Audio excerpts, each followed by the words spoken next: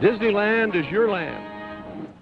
Disneyland एक ऐसी जगह है जहां पर सारे बच्चों के सपने पूरे हो जाते हैं और कभी कभार बुरे सपने भी, क्योंकि अगर आप जुलाई 1955 को एनाहेम के कैलिफोर्निया पार्क में गए थे तो शायद आपके लिए ये कार्निवल किसी डरावने सपने से कम नहीं रहा होगा। अब आगे देखते हैं कि क्या चीज एक इतनी मजेदार जगह को इतना खौफनाक बना सकती है कि उस दिन को ही ब्लैक संडे करार दे दिया जाए। इसके साथ ही आपको हमारे साथ जुड़े रहना पड़ेगा और इसके साथ ही हम और भी कई फैक्ट्स के बारे में आपको बताएंगे, तो जरा तैयार हो जाइए हमारे साथ एक और फैक्ट्स की वीडियो को डिस्कवर करने के लिए। अगर आप अंतरिक्ष में मर जाएं तो आपके साथ क्या होगा? क्या आपने कभी सोचा है कि अंतरिक्ष में क्या बुरा हो सकता है? शायद आपके दिमाग में कभी ये ख्याल आया हो कि अगर कोई मर गया तो उनका क्या होगा। आपके जानकर हैरानी होगी कि इसका जवाब तो नासा के पास भी नहीं है। स्पेस स्टेशन के मुताबिक कोई भी एस्ट्रोनॉट अंतरिक्ष में सिर्फ 6 महीने ही बिता सकता है और उसके लिए भी उनको बहुत सारे मेडिकल एग्जामिनेशन करवाने पड़ते हैं। अपनी किताब an astronaut's guide to life on earth में एस्ट्रोनॉट क्रिस हेडफील्ड ने बताया था कि किसी भी एस्ट्रोनॉट को अंतरिक्ष में जाने से पहले डेथ सिम को पार करना पड़ता है। ये एक ऐसी डिस्कशन होती है जिसमें माना जाता है कि कोई एस्ट्रोनॉट मर गया है और बातचीत की जाती है कि अब उसके साथ क्या किया जाए। अंतरिक्ष में कोई लॉकर या बैग नहीं होते, इसलिए सबसे आसान तरीका है कि बॉडी को अंतरिक्ष में ही फेंक देना। लेकिन एक यूएन के एग्रीमेंट के मुताबिक हम अंतरिक्ष में किसी भी तरह का गंद बिल्कुल नहीं फेंक सकते, लेकिन अब हम स्पेसक्राफ्ट में एक बॉडी को भी नहीं रख सकते और एक कब्र को साथ ले जाकर जाना शायद कुछ ज्यादा ही महंगा पड़ जाएगा। इसलिए सबसे अच्छा तरीका निकाला गया था कंपनी प्रोमेसा और नासा ने इकट्ठा मिलकर, जिसका नाम दिया गया था बॉडी बैग। असल में एक ऐसा एयरटाइट बैग बनाया गया जिसके अंदर उस व्यक्ति का शव रख दिया जाएगा और फिर उसको अंतरिक्ष में बर्फ वाले तापमान में थोड़ी देर के लिए रखा जाएगा। जब ये शरीर जम जाएगा तो उसे वापस स्पेसक्राफ्ट में लाकर मिट्टी के कणों में बदल दिया जाएगा, जिससे कि उसका भार कम हो जाएगा और उसको लेकर जाना आसान रहेगा। अब ये हुई ना बात। CIA ने एक बार एक बिल्ली को स्पाई बना दिया। ये तो सभी को पता है कि बिल्लियां किसी की भी सगी नहीं होती, तो शायद आपको ये जानकर हैरानी होगी कि किस तरह CIA ने एक बिल्ली पर भरोसा करके उसको स्पाई बना दिया। 1960 में ऑपरेशन एकॉस्टिक किटी को शुरू किया गया था, जिसका मकसद था जानवरों को स्पाई बनाकर जानकारी इकट्ठी करना। इस अनजान बिल्ली को स्पाई बनाने के लिए पहले इसके मांस के नीचे एक दिमाग में ट्रांसमीटर डाला गया और फिर इसके कान में एक माइक्रोफोन डाला गया। प्लान के मुताबिक माना गया था कि ये बिल्ली बात कर रहे लोगों के पास बैठ जाएगी और CIA को सारी जरूरी जानकारियां मिल जाएंगी। पहले ऑफिशियल टेस्ट के दौरान CIA ने एक बिल्ली को पार्क में बिठा दिया जहां पर 2 लोग चुपके से बात कर रहे थे। सारी चीजें अपनी जगह पर थीं और सही जा रही थी, लेकिन यह बिल्ली अपनी मनमर्जी कर रही थी। बैठकर उन लोगों की बातें सुनने के बजाय ये बिल्ली उठकर इधर उधर चलने लगी और आ रही एक गाड़ी से टकरा गई। बाद में CIA को अच्छे से समझ आ गया कि ये चीज मुमकिन नहीं है और उन्होंने इस ऑपरेशन को हमेशा के लिए बंद कर दिया। भाई मुझे तो लगता है जब बिल्लियों को इस चीज के बारे में पता चला होगा तो उन्होंने भी इस चीज को रोकने के लिए अपना ये एक अलग मोर्चा निकाला होगा। इन बिल्लियों को और परेशान ना किया जाए। अब अगर आप उनके मोर्चे का हिस्सा नहीं बन सकते तो जरा नीचे जाकर लाइक और सब्सक्राइब बटन को दबा दें और थोड़ा और प्यार दिखाने के लिए उस बेल आइकन को भी दबा दें ताकि आप हर दिन नए से नया कंटेंट देख सकें। विक्टोरिया की मां अपने बच्चों के साथ तस्वीर खींचते हुए भी शक्ल क्यों छुपाती थी? इतिहास का सबसे ज्यादा दिलचस्प मोड़ था विक्टोरियन एरा, लेकिन शायद ये सबसे ज्यादा डरावना भी था। इस चीज को साबित करने के लिए आप इन तस्वीरों का सहारा ले सकते हैं, लेकिन आखिरकार ये माँ ऐसा करती क्यों थी? असल में इसके पीछे का रीजन बहुत ही ज्यादा वैलिड है। बच्चों की तस्वीर खींचना कोई आसान चीज नहीं है। अगर आप किसी माँ से पूछेंगे तो आपको बताएंगे कि किस तरह वो रोते, उछलते, गिरते और ठोकरें मारते रहते हैं और इसीलिए उनकी तस्वीर लेना बहुत ही मुश्किल हो जाता है। आजकल तो ये फिर भी आसान हो गया है, लेकिन उस जमाने में तो ये नामुमकिन ही था। आजकल हर व्यक्ति के पास मोबाइल है जिसमें वो हर पल को कैद कर सकते हैं, लेकिन अगर आप उस समय में रहते होते तब आपको पता चलता कि तस्वीर खींचना कितना ज्यादा मुश्किल है। आज की तस्वीर तो 30 सेकंड से भी कम में खिंच जाती है, लेकिन उस समय अपने बच्चों को सीधा बिठाने के लिए एक माँ को सारी हदें पार करनी पड़ती थी। सिर्फ अपने बच्चे को घंटों तक एक जगह पर टिका कर नहीं रख सकती थी, तो इसका सिर्फ एक ही हल था कि वो अपने आप को ढक कर बच्चे को पकड़ कर बैठ जाएं। जैसे कि किसी को पता ही ना चले कि इस बच्चे के पीछे भी कुछ है। और क्योंकि उस समय तस्वीर खींचने वाले खूब ज्यादा पैसे लेते थे, माओ को अपने बच्चों की तस्वीर खिंचवाने के लिए यही सबसे सही तरीका लगता था। फ्लोरिडा की एक छिपकली ने सबसे ज्यादा टट्टी करने का रिकॉर्ड तोड़ दिया। 2020 में जब फ्लोरिडा की बायोलॉजिस्ट नटालिया क्लॉच कोकोआ बीच का एक पिज्जा पार्लर से गुजर रही थी, तो उसको एक ऐसी चीज दिखाई दी जिसे देखकर वो हैरान हो गई। पहली नजर में देखने पर उसे लगा कि शायद इस छिपकली का पेट अंडों से भरा हुआ है, लेकिन ऐसा नहीं था। क्लॉच के मुताबिक अंडे दबाने पर दब जाते हैं और जेली जैसे लगने लगते हैं, लेकिन ये चीज कुछ अजीब ही थी। एक्सरे करने के बाद पता चला कि ये चीज असल में टट्टी थी। ये छिपकली खूब खाती थी और कई बार ये कीड़ों के साथ आसपास का गंद भी खा जाती थी, जो कि इसके पेट में इकट्ठा हो गया था और फिर बाहर निकल पाने के लिए बहुत ज्यादा हो गया। ये छिपकली उसके बाद जितना ज्यादा खाती उतनी ज्यादा बड़ी होती जा रही थी, और जब इसको क्लॉच ने देखा तो ये इतनी मोटी हो चुकी थी कि इसको ठीक करने का कोई तरीका नहीं बचा था। इस छिपकली का वजन 10 आउंस था, जिसके अंदर 0.8 आउंस का तो गंद ही भरा हुआ था, जो कि इसके शरीर का 78.5% था। क्लॉच के मुताबिक ये किसी भी जानवर में अभी तक का रिकॉर्ड किया गया सबसे ज्यादा fishes to body mass ratio था। इस छिपकली को काटने के बाद ये भी पता चला कि इसके अंदर के ऑर्गन्स इतने ज्यादा थक चुके थे कि वो एक प्रकार से बिल्कुल गायब हो चुके थे। तो अगर आपको लगे कि आपका पेट फटने वाला है, तो जरा इस छिपकली के बारे में जरूर सोचिएगा। बम्बल बी पेशाब क्यों करती है? अगर मैं आपसे पूछूं कि इस तस्वीर में आपको क्या दिख रहा है, जो कि एक फोटोग्राफर मार्क पेरेट ने 2015 में खींची थी, तो आपका क्या जवाब होगा? आपको भी ऐसे ही लग रहा होगा जैसे ये कीड़ा पेशाब कर रहा है ना? लेकिन नहीं, कीड़ों का शरीर इंसानों के शरीर से काफी ज्यादा अलग होता है। अगर आपको ये जानकर हैरानी होगी, इनके शरीर में फेफड़े नहीं होते। इसके बजाय इनके शरीर में स्पाइकल्स होते हैं, जो कि इनके शरीर और बाहर के वातावरण के बीच में हवा और पानी के आने जाने में मदद करते हैं। काफी सारे कीड़ों का अपनी इन मांसपेशियों के ऊपर कंट्रोल होता है और वो ये डिसाइड कर सकती हैं कि उन्हें कब इन होल्स को खोलना है और कब बंद करना है। लेकिन बम्बल बी के साथ चीज थोड़ी अलग होती है। जैसा कि आप देख पा रहे हैं, इनको उड़ने के लिए अपने पूरे शरीर को नेक्स्टर से भरना पड़ता है, लेकिन नेक्स्टर के अंदर बहुत सारा पानी होता है, जो कि इनके शरीर के टॉलरेंस से भी ज्यादा हो जाता है। इसलिए बैलेंस बनाकर रखने के लिए इनको इन्हीं छेद से उस एक्स्ट्रा पानी को बाहर की तरफ फेंकना पड़ता है और इसको वाटर वॉइडिंग कहा जाता है। तो अगली बार अगर आपको कुछ ऐसा दिखाई दे तो डरिएगा मत, ये पेशाब नहीं है। हम एक कमरे से दूसरे कमरे तक जाने तक चीजें भूल क्यों जाते हैं? जरा सोचिए, आप अपना घर बंद करके जाने लगे हैं, इतने में आपको याद आता है कि आप अपने घर की चाबियां ऊपर कमरे में भूल गए हैं। फिर आप फटाफट ऊपर से चाबियां लेने कमरे में घुसते हैं। आप भूल जाते हैं कि आप यहाँ पर आए क्यों थे।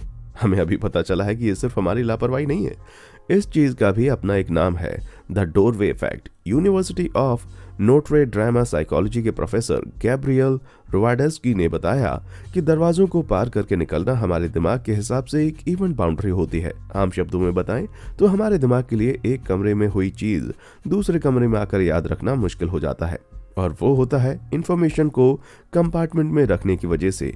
रोवाडोस्की एक एक्सपेरिमेंट कर रहे थे जिसके अंदर उन्होंने इस थ्योरी को प्रूफ करके 2011 में अपनी आई किताब quarterly journal of experimental psychology में लिखा था। एक्सपेरिमेंट में लोगों को एक टेबल पर रखी शिप्स को उठाना था और उनको दूसरे रूम में ले जाकर उन्हें उसी क्रिया में वापस से रखना था, लेकिन लोगों के लिए ऐसा करना मुश्किल हो गया। और फिर जब इसी चीज को बिना दरवाजे के किया गया तो रिजल्ट काफी ज्यादा बेहतर आया। इस चीज से हमें ये पता चला कि जब हमारे दिमाग को दरवाजे दिखते हैं तो वो खुद ब खुद इन्फॉर्मेशन को भागों में डिवाइड कर देता है, और हमारे दिमाग को लगता है कि जो चीज इस कमरे में हो गई बस वो वहीं पर खत्म हो चुकी है और उसको याद करने की कोई जरूरत नहीं है। अरे हम अभी क्या बात कर रहे थे? मजाक कर रहा हूँ, मुझे याद है। आपके साथ ऐसा भी कभी हुआ ही होगा ना? अगर हाँ तो मुझे नीचे कमेंट सेक्शन में आकर अपने सबसे मजाक या भूलने की कहानी जरूर बताएं, और मैं अपने सबसे मन पसंदीदा कमेंट का रिप्लाई भी करने वाला हूँ। और जरा नीचे दिए गए लाइक और सब्सक्राइब बटन को भी जरूर दबा दीजिए। चलिए आगे बढ़ते हैं।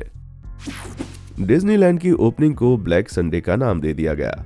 जुलाई 18, 1955 में लगभग आधा यूनाइटेड स्टेट, जिसका मतलब था तकरीबन 165 मिलियन लोगों के देश में से 70 मिलियन लोग अपनी टीवी के आगे बैठकर $17 मिलियन की एनाहेम कैलिफोर्निया के 160 एकड़ बड़े डिज्नीलैंड की ओपनिंग देख रहे थे, जिसको कि रोनाल्ड रीगन होस्ट कर रहे थे। काफी सारे बैंक और अपने खुद के भाई रॉय की चेतावनी के बावजूद मिकी माउस बनाने वाले वॉल्ट डिज्नी ने अपनी लाइफ इंश्योरेंस के बदले एक जगह खरीदी थी और उधर डिज्नीलैंड बनाने के लिए कंस्ट्रक्शन शुरू करवा दी। देखने पर तो ये प्रोग्राम बिल्कुल सही जा रहा था, लेकिन बहुत सारी डिज्नी प्रोडक्शन असल में कामयाब नहीं हो पाई, कैमरा से दूर जल्द ही लोगों को पता चला कि बहुत सारी चीजें जैसे कि rocket to the moon, Peter Pan और डम्बो राइड तो चल ही नहीं रही थी। मार्क ट्वेन रिवर बोट भी पानी से भर चुकी थी और इधर उधर गिर रही थी। इसके अलावा लोग कहीं भी जा रहे थे तो वहां पर घास उग चुके थे और इसका मजाक बनाते हुए लोगों ने अलग अलग तरह के पौधों को नाम भी देने शुरू कर दिए, क्योंकि तापमान 100 डिग्री फ़ारेनहाइट से भी ज्यादा हो गया था।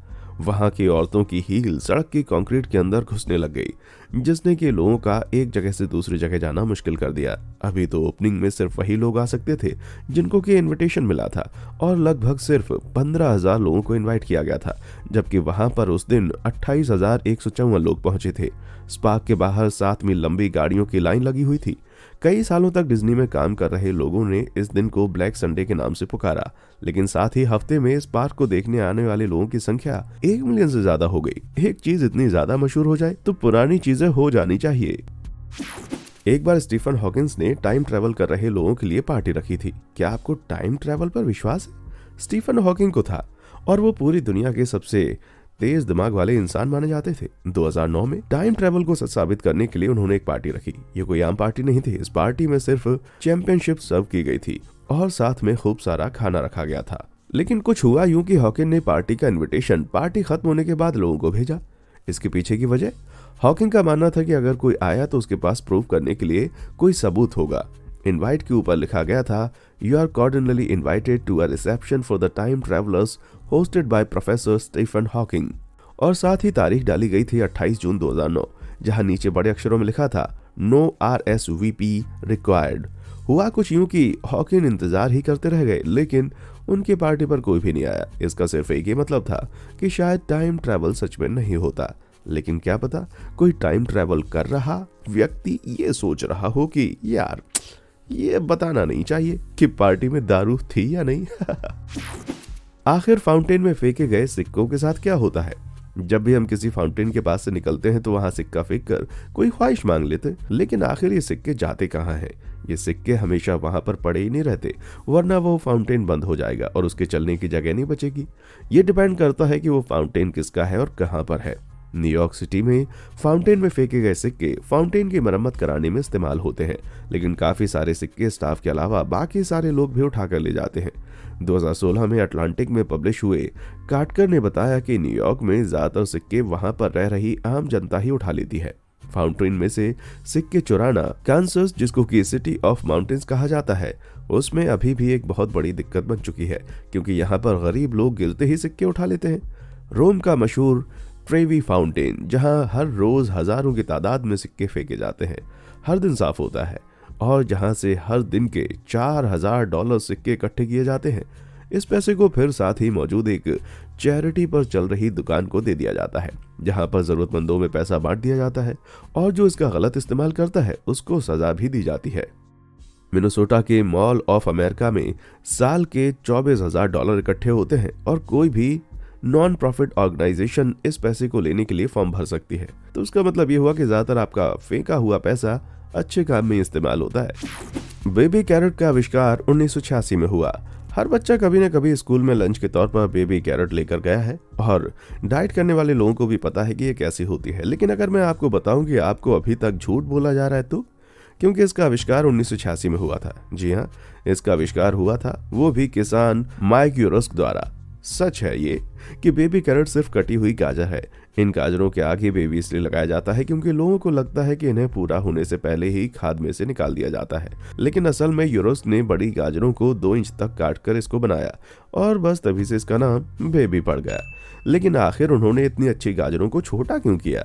इसका कारण कुछ अलग है। यूरोस्क ने जो गाजरें उगाई थी वो बिकने लायक दिख नहीं रही थी और 1980 में हर सब्जी का एक आकार और साइज ही मंजूर किया जाता था और जो सब्जी उस आकार के साइज के नहीं होती थी उसका या तो जूस निकाल दिया जाता था या उसे जानवरों को खिला दिया जाता था या फिर फेंक दिया जाता था। इसलिए यूरोस्क ने अपना दिमाग लगाकर इन बड़ी गाजरों को काटकर छोटा कर दिया और फिर इन्हें पैक करके बाजार में बेबी कैरेट के नाम से भेज दिया और कुछ ही समय में ये इन्वेंशन हिट हो गई। हालांकि कुछ गाजरें ऐसी भी होती हैं जिनको पूरा होने से पहले ही निकाल दिया जाता है, लेकिन मार्केट में मिलती ज्यादातर बेबी कैरेट्स काट कर ही बनाई जा रही हैं, लेकिन अंदर से तो वो होती बड़ी है भाई।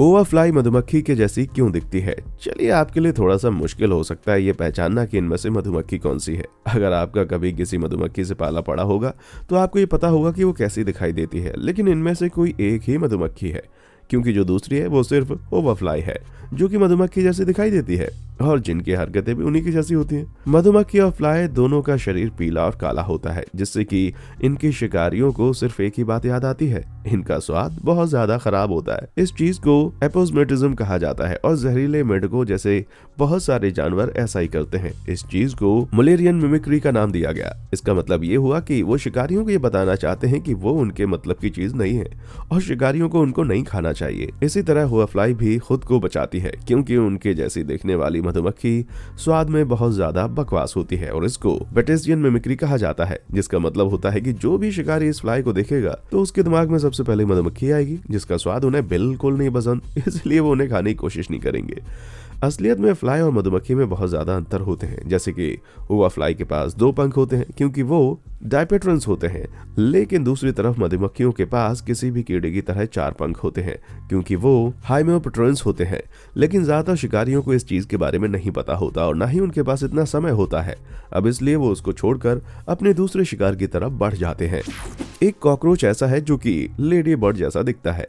सिर्फ हुआ फ्लाई एक ऐसा कीड़ा नहीं है जो कि दूसरों की कॉपी करते हैं। अगर आप कहीं बाहर घूमने गए हों और आपको ये दिखाई दे तो आपको भी ऐसा लगेगा कि शायद ये कोई लेडी बर्ड है, लेकिन आप और ज्यादा गलत नहीं हो सकते। ये चमकीला सा लाल रंग का कीड़ा असल में कॉकरोच है, जिसको कि कोई भी पसंद नहीं करता। आपको शायद लग रहा होगा कि यार कॉकरोच तो बड़े भूरे रंग के होते हैं, लेकिन आप कॉकरोच के भी अलग अलग तरह के रूप देख सकते हैं और ये उन सब में से प्रोस्प्लेक्टा जीनस सबसे ज्यादा सुंदर है।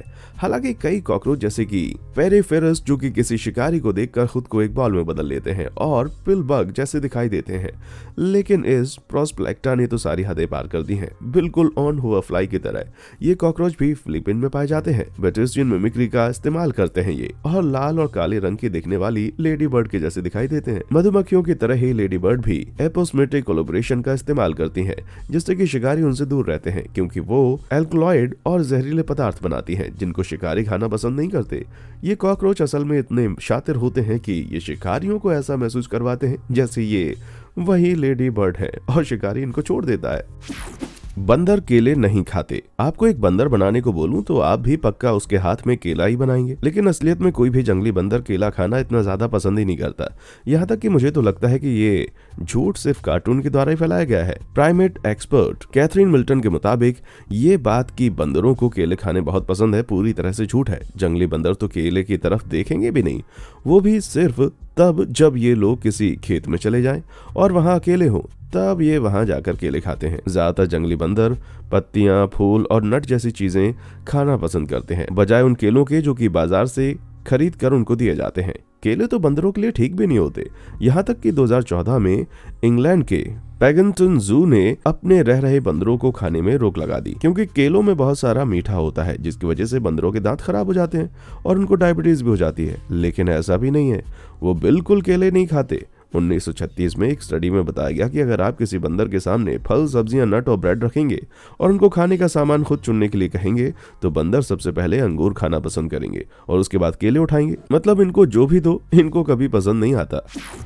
इस बीटल के एंटेना के आगे बॉक्सर वाले ग्लब लगे हुए हैं, तो आइए मैं आपको मिलवाता हूँ कीड़ों की दुनिया के बॉक्सर से। मैं असल में मजाक कर रहा हूँ। ये जो आपको इसके हाथ दिखाई दे रहे हैं ना, वो असल में इसके हाथ नहीं है और शायद आप इस तस्वीर को देख ही गलत तरीके से रहे होंगे। ये एक मैक्रो फोटोग्राफी इमेज है जिसको कि स्पेन के 56 ईयर ओल्ड जेवियर रोपेरेज ने खींचा है, जिसके अंदर हमें बीटल दिखाई दे रहा है जो कि लगभग 4 सेंटीमीटर लंबा है। इस रेड पाम वीवल की खासियत यह है कि इसका सर हद से ज्यादा लंबा है और एक चोंच की तरह निकलता है, और जो इनके सर के ऊपर बाल लगे हुए होते हैं वो एक पुरुष को एक स्त्री बीटल ढूंढने में मदद करता है। इसकी चोंच के नीचे ही एंटीना लगा हुआ है जो कि इसको महसूस करने के लिए, सुनने के लिए और आसपास की चीजों का स्वाद लेने के लिए मदद करता है। ये बीटल वैसे तो एशिया में पाई जाती है, लेकिन ये धीरे धीरे यूरोप भी पहुंच चुकी है, जहां पर इनको पाम ट्री में ही हो रखे छेदों में पाया जाता है, जहां ये गीले से पदार्थ की तरह लगे होते हैं, जिससे कि काफी गंदगी हट जाती है। दूर से देखने पर ये कुछ ज्यादा खास नहीं लगते, लेकिन पास से देखने पर लगता है जैसे ये लड़ने के लिए तैयार हो। अगर इनके सामने कोई चींटी आ जाए तो ये खटिया खड़ी कर देगा भाई। रोम में एक घोड़े को दरबार में काम करने की अनुमति मिली। दुनिया में बहुत तरह के राजाओं ने अलग अलग समय पर राज किया है, लेकिन एक ऐसा ही राजा था जियोस सीजर जर्मेनिसिस, जिसको कि कैलिगुला के नाम से भी जाना जाता था। भले इसने रोम के ऊपर राज सिर्फ 37 एडी से लेकर 41 एडी तक किया था, लेकिन इसके राज को कोई भूल नहीं सकता। यह अपने राज के लिए इतना मशहूर था कि इसको पागल राजा करार दे दिया गया था। उसने अपने राज के समय पर बहुत सारी पागलों वाली हरकतें की थी, लेकिन जिस चीज के लिए सबसे ज्यादा जाना जाता था वो था उसके घोड़े के साथ उसका संबंध। इनेसिटस कैलिगुला का सबसे मनपसंदीदा दौड़ में भागने वाला घोड़ा था। उसको रात को खाने के लिए दरबार में बुलाया जाता था, जहाँ पर उसको सोने की दाल खिलाई जाती थी और उसको जवाहरात भी पहनाए जाते थे, जैसे कि एक सोने का कॉलर। और हाँ, अगर आप गलती से इनेसिटस के रहने की जगह के आसपास भी रहते थे तो आपकी उसकी दौड़ से एक दिन पहले पूरा दिन शांति बनाकर रखनी पड़ती। सबसे मशहूर कहानी तो यह है कि एक बारी कैलिगुला ने निर्णय लिया कि वो इनेसिटस को अपने दरबार में मंत्री की तरह रखेगा। यह तो शुक्र है कि कई लोगों का मानना है कि इससे पहले कैलिगुला ऐसा कुछ करता उसको मौत के घाट उतार दिया गया। जिन लेखकों ने इस चीज के बारे में लिखा था, सियोटिनस और कैसियस डियो, जो कि राजा के राज्य के बाद भी काफी सालों तक जिंदा थे, वो भी हमें नहीं बता सकते कि असल में ये सच था या नहीं, लेकिन जैसी इस राजा की हरकतें थी, भैया मुझे तो पूरा विश्वास है कि ऐसा सचमुच हुआ होगा। ये मछली आग उगलती है। ड्रैगन्स को तो भूल ही जाइए। अगर मैं आपको बताऊं एक ऐसी मछली है जो कि आग उगलती है तो शायद आप मुझे पागल समझेंगे, लेकिन ऐसा सचमुच होता है, खुद देख लीजिए। मतलब हाँ, मैं मानता हूँ ये पूरी तरह आग नहीं है, लेकिन ये कुछ वैसा ही है। ये मछली है कार्डना फिश, जो कि बेंगाई आर्चिपेलागो के समुद्र की गहराइयों में रहती है और ये वहीं पर खाती पीती और तैरती है। जब ये मछलियां खाने में ऑस्ट्राकॉट्स खाती हैं तो ये चमकने वाले जानवर मरते नहीं हैं, और जब ये मछली के मुंह के अंदर जाते हैं तो ये उसके शरीर के अंदर से चमकने लग जाते हैं, जो कि बहुत ही खतरनाक है, क्योंकि छोटी मछलियों को बड़ी मछलियों से समुद्र में बच के रहना पड़ता है। इसलिए अगर इन मछलियों का शरीर इस तरह चमकेगा तो उनके शिकारी उन्हें फटाफट ढूंढ लेंगे। तो ये तो आ बैल मुझे मार वाली कहानी हो गई। इसलिए जब ये कीड़े चमकने लगते हैं तो ये मछली घबरा कर उन्हें बाहर फेंक देती है। इन कीड़ों को मुंह से बाहर फेंकने पर ऐसा लगता है जैसे वो अपने मुंह से लाइट बाहर फेंक रही हो। खाना खाने के लिए तो इनको बहुत सारी चीजें मिलती हैं, लेकिन किसी किसी बदकिस्मत मछली के मुंह में ये ऑस्ट्राकॉट्स चले ही जाते हैं। ये तो फिर सारा किस्मत का ही खेल है भाई। सीगल हमारा खाना क्यों चुराते हैं? सीगल लोगों के हाथों से खाना चुराने के लिए जाने जाते हैं। ये आपके हाथ से आपके आलू, आपकी आइसक्रीम, कुछ भी चुरा कर खा लेते हैं। लेकिन रिसर्च के बाद हमें अब पता चला है कि ये असल में चुराते क्यों हैं। एक्सेटर यूनिवर्सिटी के रिसर्चर्स के मुताबिक सीगल इंसानों के द्वारा पकड़ा गया खाना ही खाना पसंद करते हैं, क्योंकि उनको लगता है ये खाना सुरक्षित है, बिल्कुल उसी तरह जिस तरह एक कुत्ता अपने मालिक के द्वारा खाना देने का इंतजार करता है। स्टडी में हमें यह पता चला कि अगर हम इनके सामने दो खाने की चीजें रखेंगे जिसमें से कि एक किसी व्यक्ति ने उठाकर नीचे रखी होगी, तो ये उसी चीज को खाएंगे जो किसी इंसान के हाथ में थी। इसी टीम ने 2019 में यह भी पता लगाया कि हम इनको दूर रख सकते हैं इनकी तरफ घूर कर देखने से। कॉर्नवॉल यूके के रिसर्चर्स ने जमीन पर खाने का एक थैला रखा था और पीछे खड़े होकर इन सीगल्स को घूरा और देखा कि ये उस खाने को उठाएंगे या नहीं। सिर्फ 26% सीगल्स ने ही खाना उठाया और खाया, वो भी पूरे 21 सेकंड के बाद। ऐसा सिर्फ इसलिए क्योंकि उनकी तरफ कोई इंसान घूर रहा था। मुझे लगता है अब हमें अपने खाने को छोड़कर इन पंछियों को देखना शुरू कर देना चाहिए भाई। तो अब आपको इतनी सारी नई जानकारियां जानने के बाद कैसा लग रहा है? अगर आपको अभी भी और ज्यादा चीजों के बारे में जानना है तो क्यों ना इस सीरीज का कोई पहले वाला एपिसोड खोलकर देख लिया जाए। मैं आपके लिए इन्हें इस स्क्रीन पर डाल देता हूँ, आप मजे कीजिए। और हाँ, देखने के लिए शुक्रिया।